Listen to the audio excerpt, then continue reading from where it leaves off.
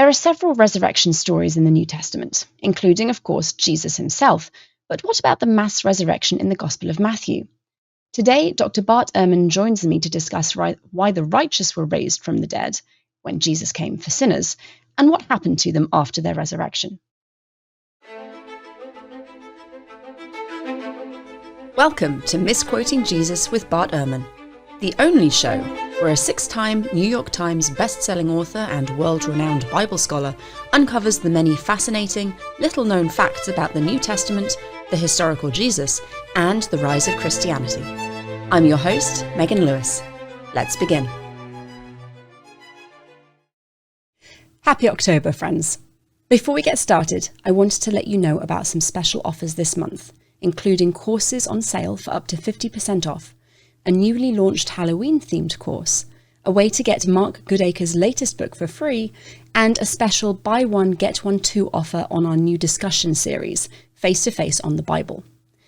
Proceeds help keep this podcast going, and we truly appreciate your support.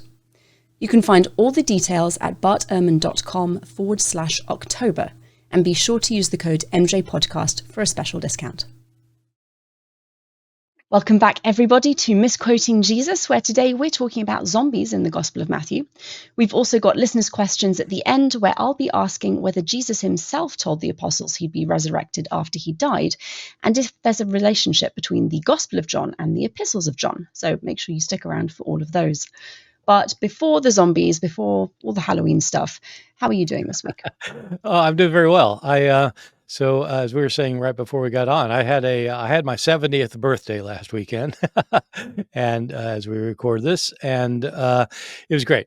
Flew in, some friends flew in from around the country, and family flew in, and had friends from around here, and we had a big bash, and it was fantastic.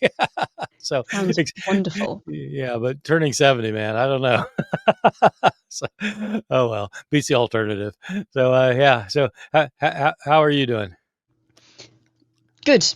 Alive, awake, struggling through children sleep regressions, which I thought, honestly, at 4 we had passed through, but apparently they found an extra one, which is delightful. So, yeah, all good apart from that, though. No, look, you got to keep life interesting. If it was all like expected, and it'd be boring. You're very right. You're very right. And frankly, if they were sleeping fine, I'm sure I'd find something else to complain about. So, right. Now, before we get properly into zombies and resurrections, for our very first introduction question, I would like to ask how your teaching has changed since you first started teaching New Testament and early Christianity. Oh, yeah. It actually, it's changed a lot. When when I first started teaching, there wasn't such a thing as like PowerPoint. There really weren't such things as computers, basically. So like professors, if you wanted to if you had a large class, you had to use an overhead projector. And I had you have these acetate things that you write on with these pens and things. And I'd have a TA switch out, the acetate, okay, next acetate, next acetate, and it'd be the outline and stuff. But the main thing was, when I started out, my goal was to cram as much into a lecture as I could. and I never could understand why at the final exam students didn't know anything. And then I realized, it doesn't sink in. And so at one point, many, many years ago, I decided I would cut my lectures in half. And it turned out they learned twice as much. So go figure. Fantastic. The other thing is that, I think these days, attention span is so brief among students that you can't just give lectures. You've got to have a lot more discussion and interaction. And it turns out it's a lot more interesting to teach that way anyway.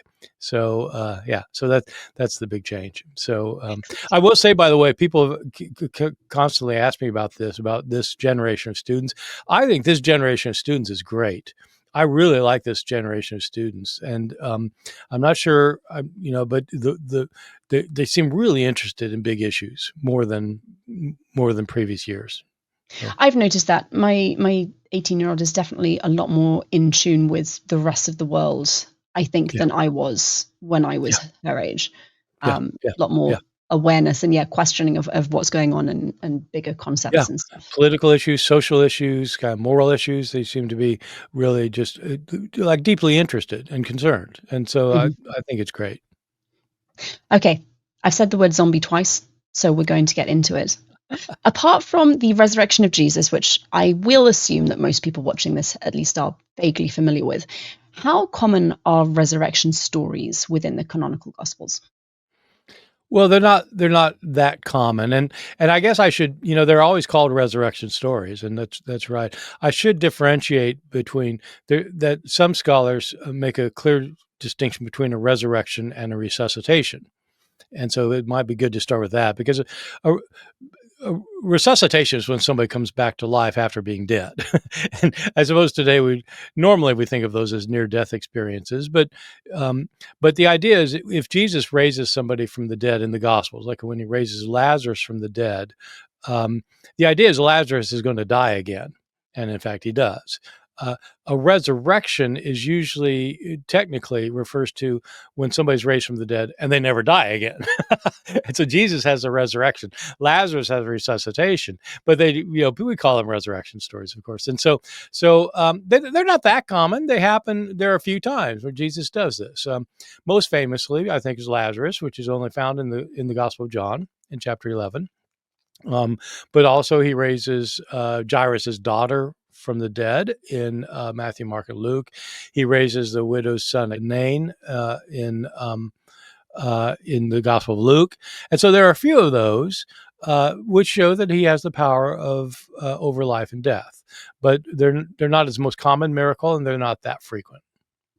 And in all of these instances, are these people who have been dead for a short period of time? A couple of them are. Jairus' daughter has just died, basically.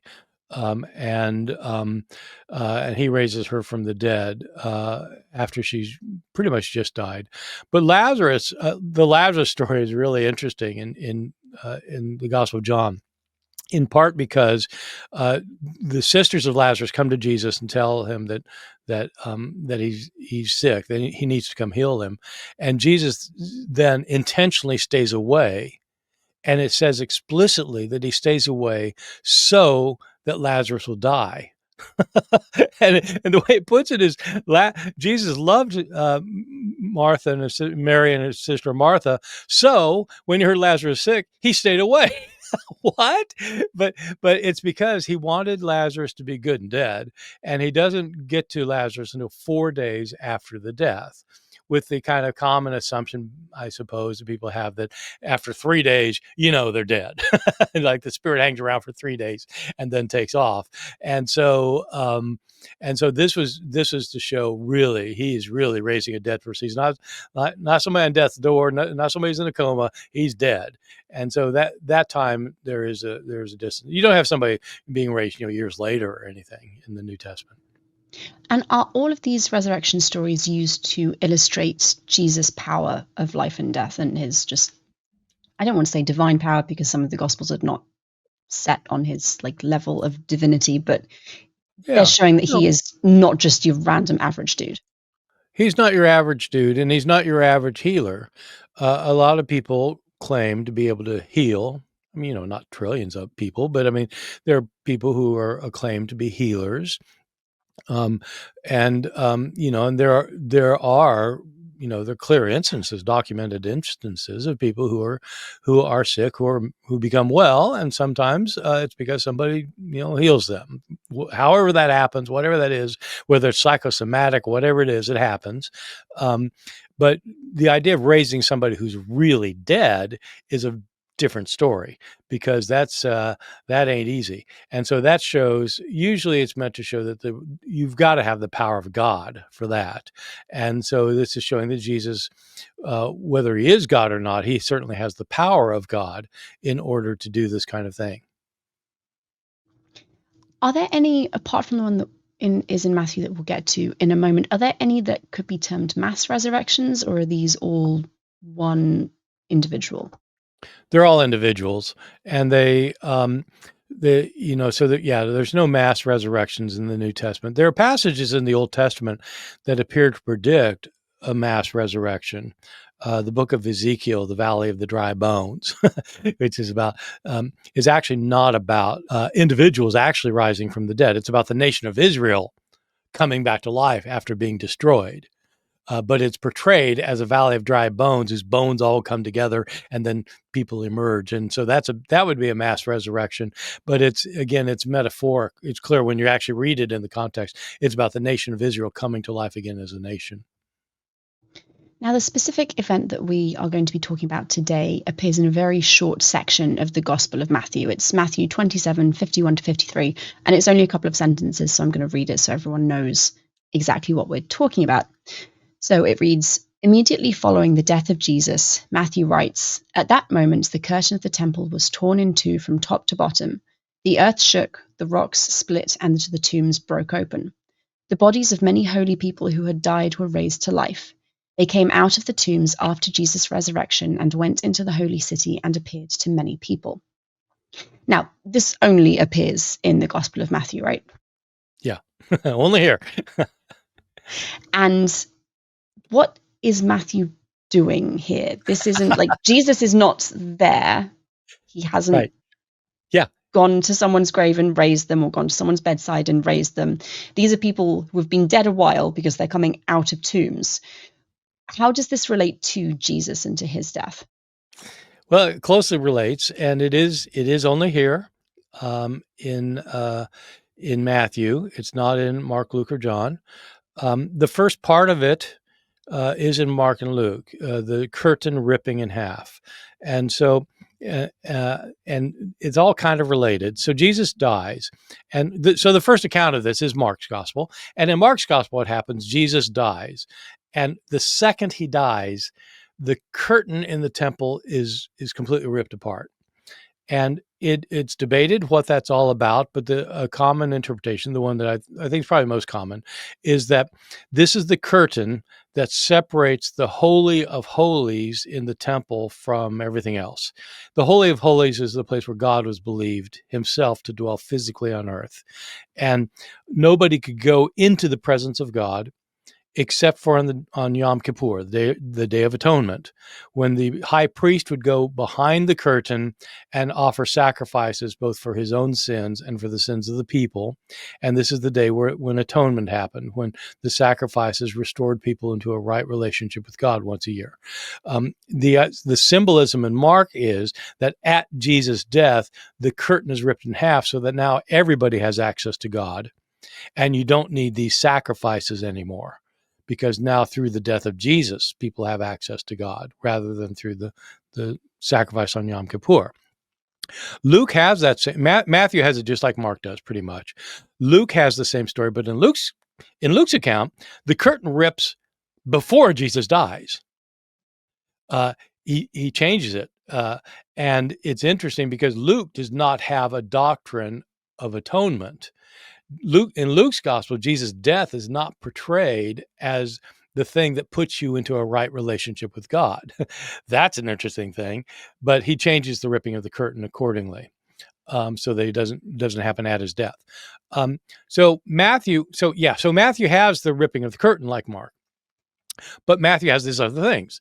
There's an earthquake, the rocks split, and these people in the Jerusalem, your translation said holy ones, which is correct. Sometimes it's translated saints, but it means holy ones. Saints are brought back to life. But then the odd thing is they don't come out of their tombs until after Jesus' resurrection. And they walk around Jerusalem and talk to people.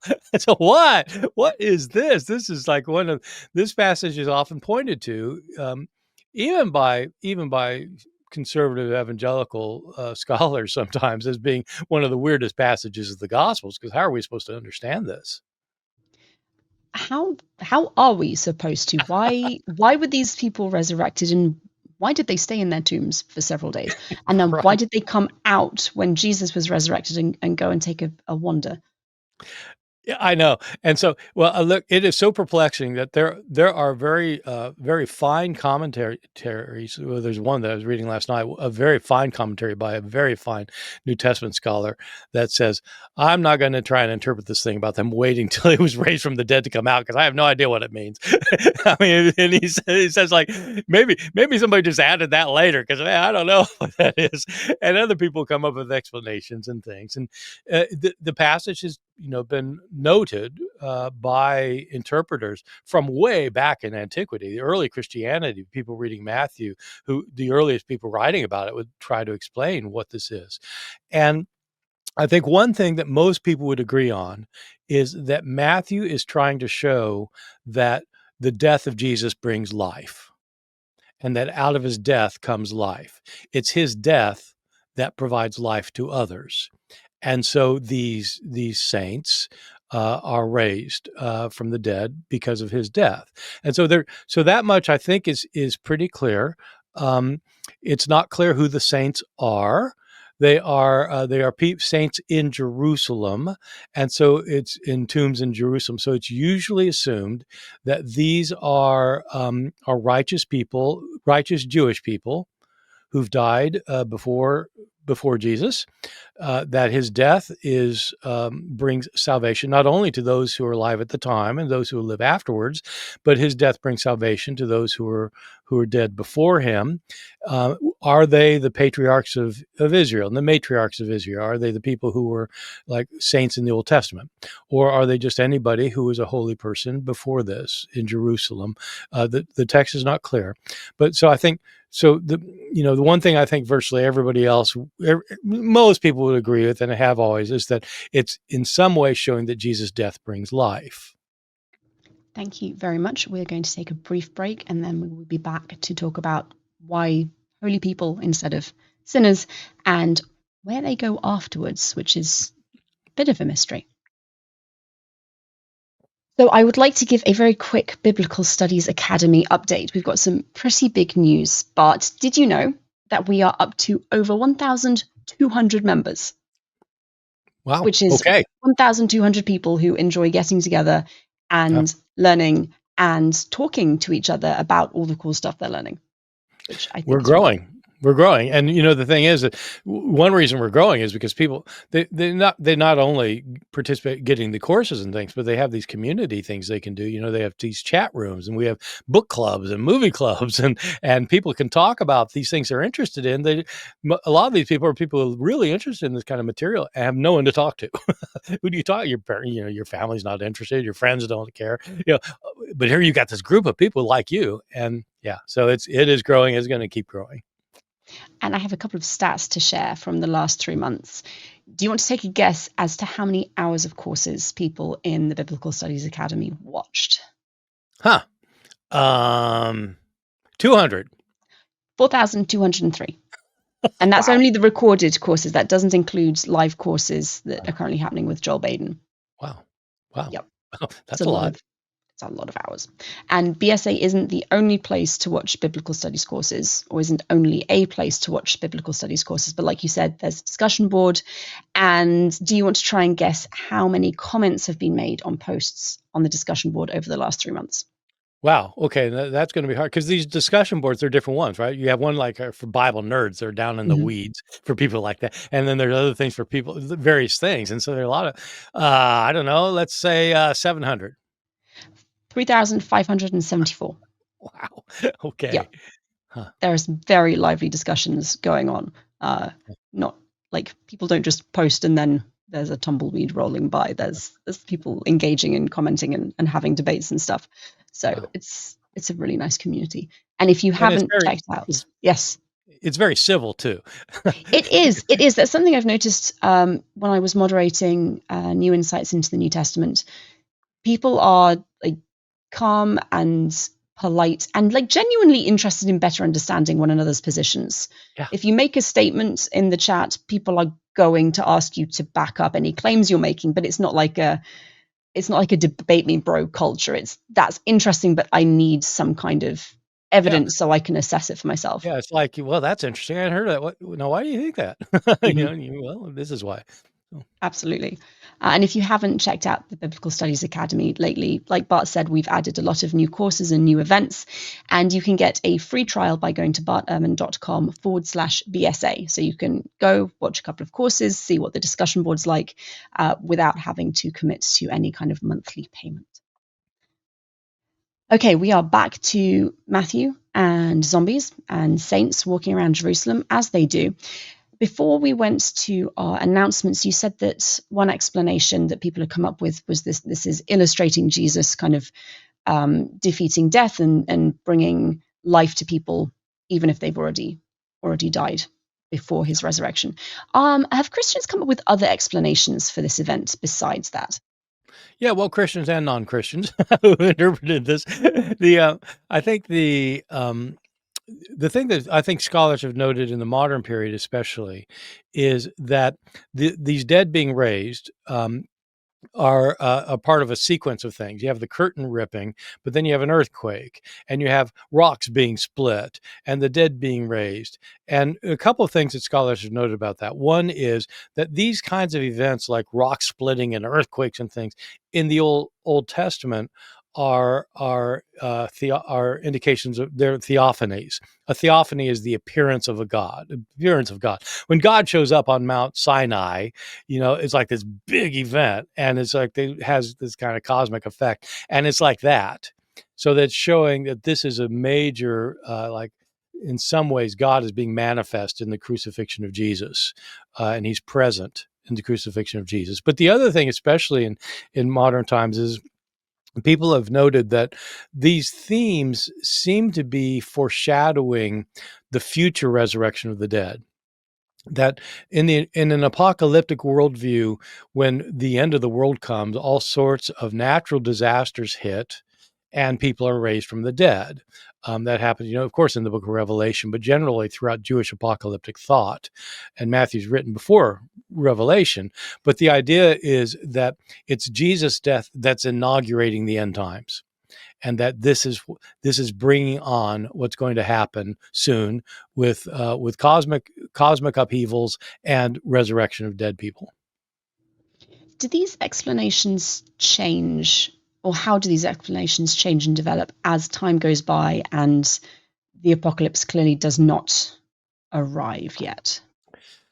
Yeah, church fathers have to wrestle with what this is what this is all about. And the apocalyptic message of Jesus never completely disappears.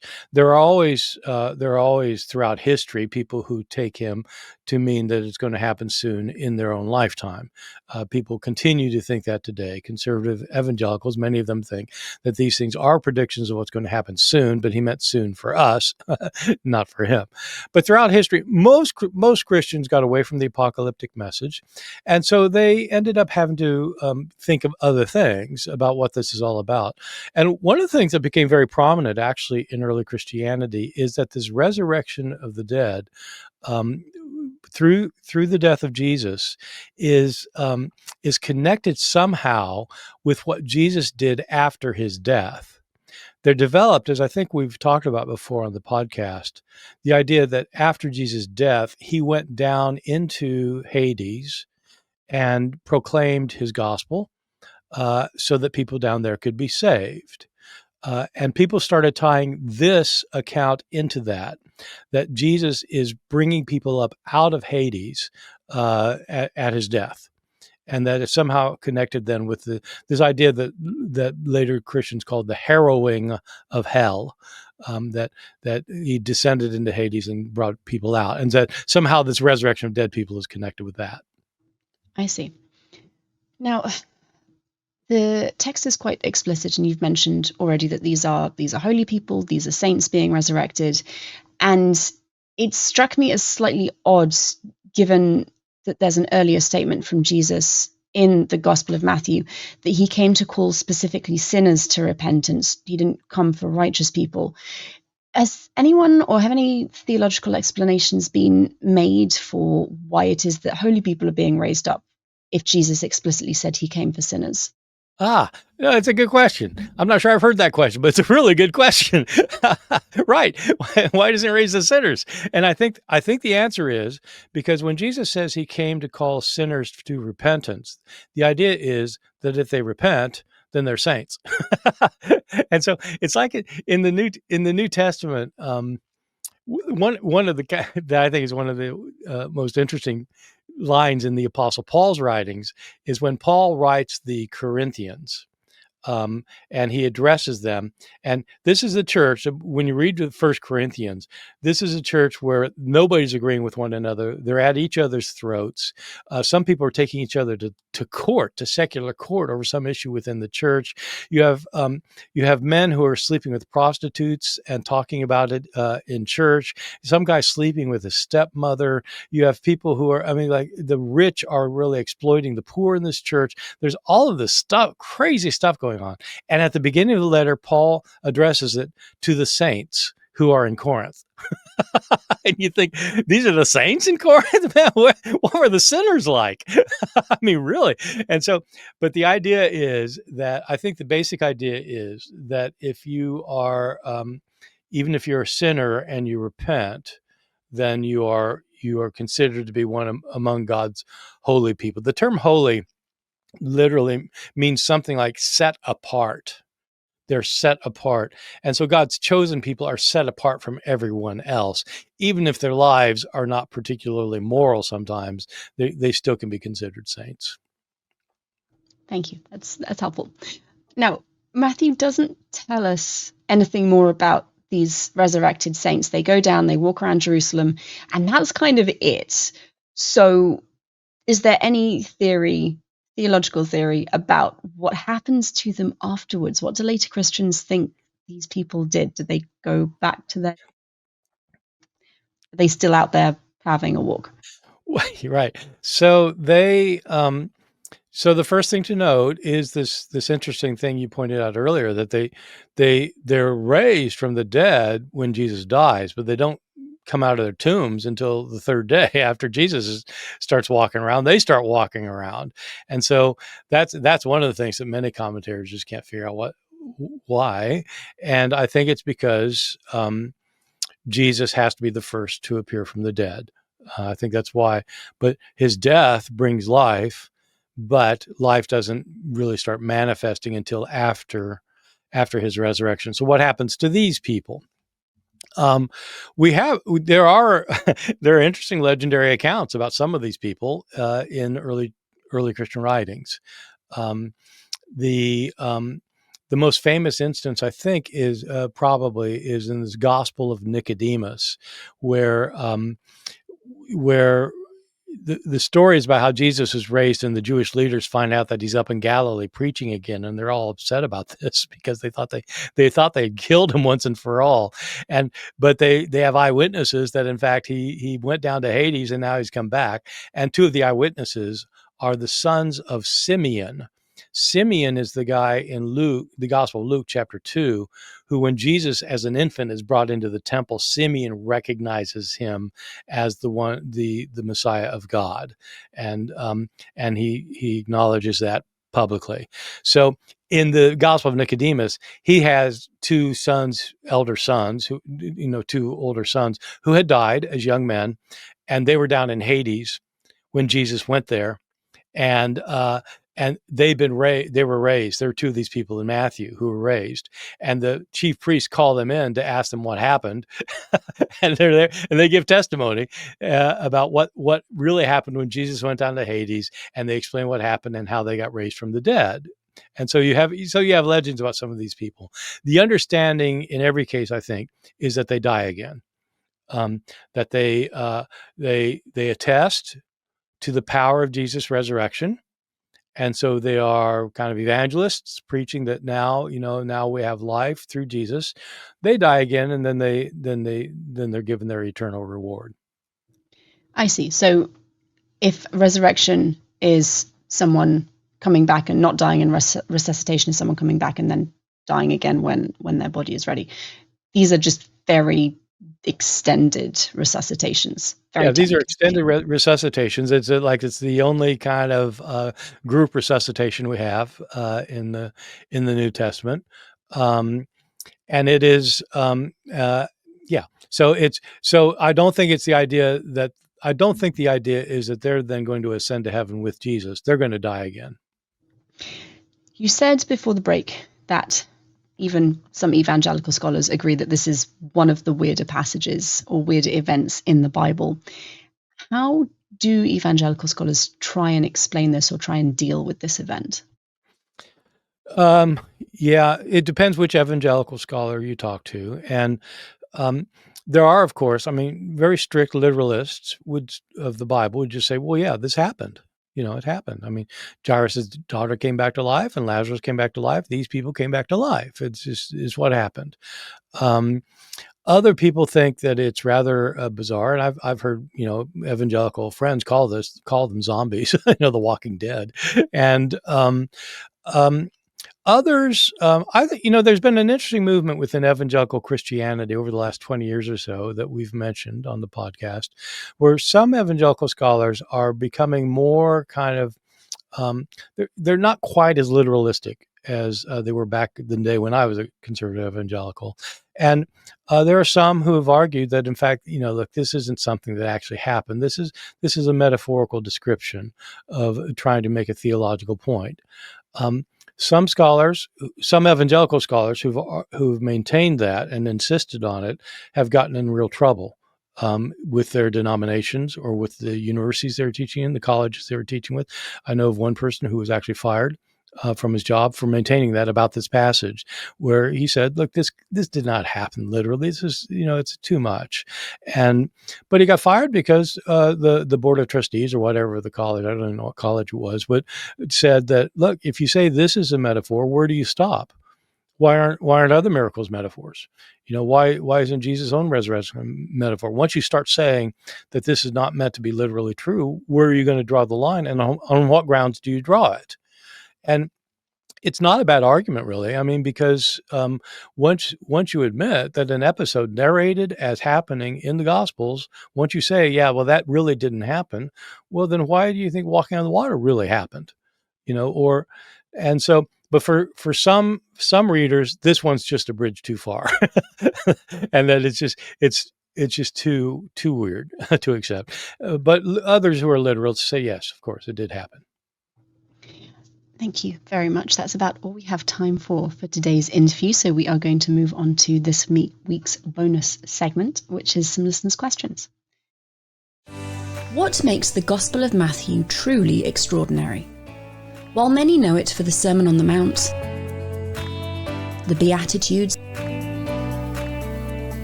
and the Lord's Prayer, there's much more to this first Gospel than meets the eye. Hidden within its pages is a literary genius that often goes unnoticed, even by avid readers. In The Genius of the Gospel of Matthew, join New Testament professor and scholar Dr. Bart Ehrman as he reveals the intricate details and scholarly insights that make this Gospel so unique. Across 8 engaging lectures, you'll explore how Matthew reshaped the Gospel of Mark, the surprising ways he used the Old Testament, and the complex relationship between its Jewish roots and anti-Jewish interpretations. This course examines the controversies, mysteries, and profound teachings that have shaped Christian thought and history. Ready to uncover the hidden genius of Matthew's Gospel? Visit bartehrman.com/Matthew to learn more or sign up today. Use discount code MJPodcast at checkout for a special offer. Okay, first listener's question is essentially the same topic we've been dealing with. In Matthew 10:7-8, Jesus gives authority to his disciples to perform certain miracles, including raising the dead. If Jesus himself has raised the dead during his ministry, and even his disciples have the authority to do so, why is Jesus being raised from the dead himself after his crucifixion so special? Oh, okay, it's a good question. The disciples are given this power. I pointed out earlier that we just have a few resuscitation stories in the New Testament. We don't have any narratives of them in the Gospels when they're sent out raising. So there are no stories about them actually doing it, but they're given the power. So I guess you assume they did. And you do have an account in the book of Acts of Peter raising somebody from the dead, and Paul raising somebody from the dead who's just died. And so apostles do have this power, apparently, in the New Testament. And so what's so special about Jesus? Well, the thing that's special about Jesus, 2 things. One is that that it's not a resuscitation, it's a resurrection. As I was saying, he's raised from the dead, never to die again. That's a different thing altogether. So that makes it special. The other thing that's special is there's nobody who does it. God does it. God does it directly. And so God raises Jesus from the dead. And I think in the New Testament, the understanding is that these other resuscitations are all directly tied to Jesus, who himself, as the authors know, was raised from the dead by God. And so he has the power to raise people from the dead, and he can give that power to other people who can raise people from the dead, but it's all rooted in his own resurrection. Thank you. In the Gospel of John, we are told that in the beginning was the Word. What is meant by beginning? When I was a Christian, I always assumed it meant timeless eternity, but beginning seems to imply a definite point in time. Could you please share any insights? Yeah. So John starts with, in the beginning was the Word was with God, the Word was God. All things came into being through him, and nothing came into being that came apart from him. So this prologue of John is meant to make its readers think book of Genesis chapter 1, because it begins the same way. In the beginning. And in Genesis, in the beginning, God created the heavens and the earth. And so here, in the beginning was the Word, and the Word is the one through whom all things came into existence. So it's trying to show that Christ himself was involved with the creation of the world. So in the beginning means in the beginning of the world. It doesn't mean in the beginning of God, because God has no beginning, but in the beginning of our universe and of life and existence, that's what it means, in the beginning. What is the relationship between the Gospel of John and the Epistles of John? They have similar styles, and I have heard these beautiful writings called Johannine writings. I have also heard that Johannine may have been an actual sect of early Christianity. What are your thoughts? And I think I'm pronouncing that German. I don't think it's supposed to be Johannine. It's pronounced both ways. It's pronounced Johannine or Johannine. As a Kansas boy, I say Johannine, but it is absolutely pronounced both ways. And so there are so in addition to the Gospel of John, they're called letters, 1st, 2nd, and 3rd John. And 2nd and 3rd John do look like they are letters. 1st John is more like an essay. Those are the Johannine writings. Some people include the book of Revelation, which does claim to be written by somebody named John. The irony is that Revelation claims to be written by somebody named John, but we don't call it John. The gospel is not claimed to be written by somebody named John, and we call it John. So that's kind of the irony. The 1st, 2nd, 3rd John do have many similarities to the Gospel of John, so much so that in the early church, it was assumed that the same author wrote all 4 of them, and that it was John, the son of Zebedee. Modern scholarship has called that into question. There are clear similarities, but the writing is not as good in 1st, 2nd, and 3rd John. The style it's not completely the same, and there are very important differences between 1st, 2nd, 3rd John and the Gospel of John. So today, the typical view is that John was written by somebody. We don't know what his name was. 1st, 2nd, and 3rd John were written by either somebody within his same community that had similar views, or by somebody trying to imitate him who was not in his own community. Scholars for the last 60 years or so have thought that there was a Johannine community, which meant that these books all emerged within the same kind of a church that's located in a particular urban area somewhere or other in the empire that had distinctive views away from other views found in Paul or in the authors of the Synoptics. So that's called the Johannine community. Right now, this view of a Johannine community is being challenged, especially by my colleague Hugo Mendez, who thinks that in fact that it's not right to talk about a community. And Hugo's argument, and he's got a book that just came out with Oxford, another book that's coming out with Cambridge, argues that the Gospel of John was a model used by the author of 1st John, and 1st John was used as a model by the author of 2nd John and 3rd John. That there are 4 different authors who are all modeling themselves after one another, rather than them being a community. Okay, so that's kind of down in the weeds, but that's how some people are seeing it today. Thank you. Many scholars say that gospel passages of Jesus predicting his death and resurrection were added by the authors to match existing Christian beliefs and were not said by the historical Jesus. But if Jesus was a Second Temple apocalypticist, he likely believed in a coming resurrection of the dead. He'd also followed John, who was executed. As a leader now himself, might he have expected the same fate, execution, and reassured his followers that if he was killed, he would be raised, thus sparking such beliefs after his death? Yes, I'd say that's possible. The resurrection of the dead within Judaism was usually understood to be the resurrection of all that were dead, not the resurrection of just an individual. And so if Jesus was talking about his own resurrection, he would have meant that he, like everyone else, would be raised from the dead in the future. So, yeah, I mean, if Jesus anticipated that he was going to die, he would anticipate he's being raised from the dead. But I'm not sure what kind of particular comfort that would provide for his followers, because that'd be implying that he was saying that he alone would be raised from the dead. So you don't need to worry about me. I'll be killed, but I'll be raised. But according to this questioner's own scenario, it would mean, well, he'll be raised like everyone else. So it's not any particular comfort for that. The other big issue is, did Jesus anticipate being crucified? I don't think he thought he'd be crucified. Did he think that he'd be executed? Well, maybe near the end. Maybe he did. It's possible.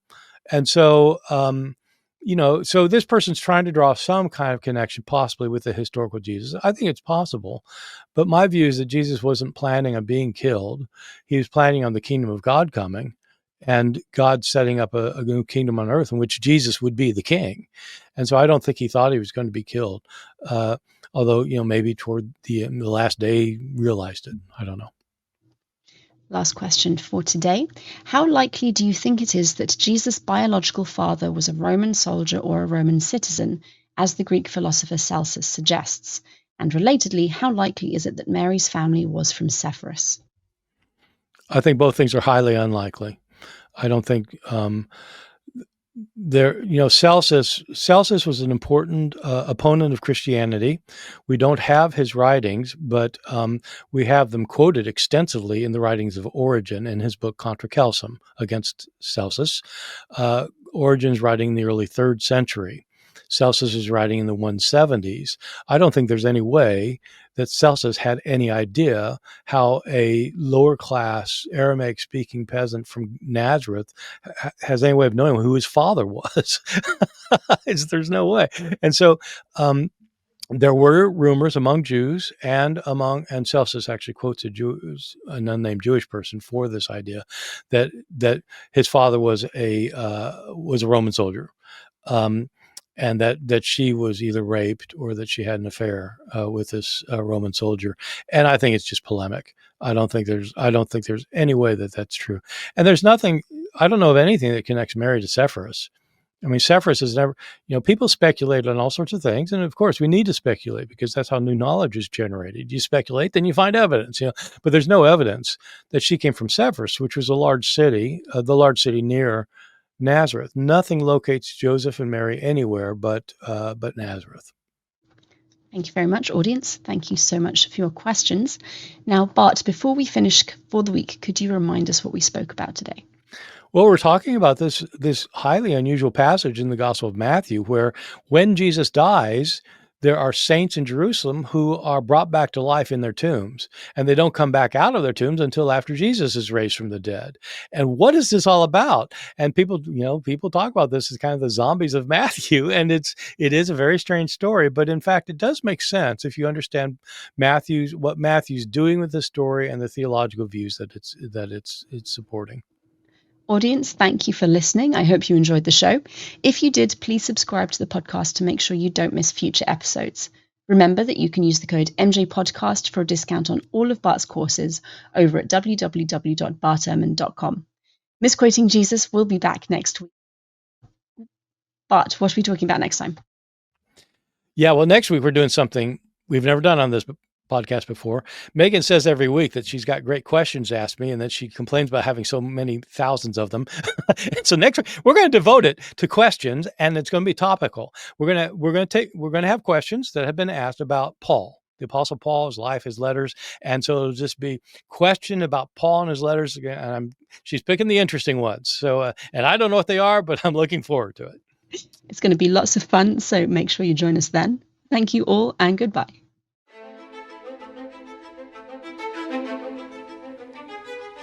This has been an episode of Misquoting Jesus with Bart Ehrman. We'll be back with a new episode next Tuesday, so please be sure to subscribe to our show for free on your favourite podcast listening app or on Bart Ehrman's YouTube channel so you don't miss out. From Bart Ehrman and myself, Megan Lewis, thank you for joining us.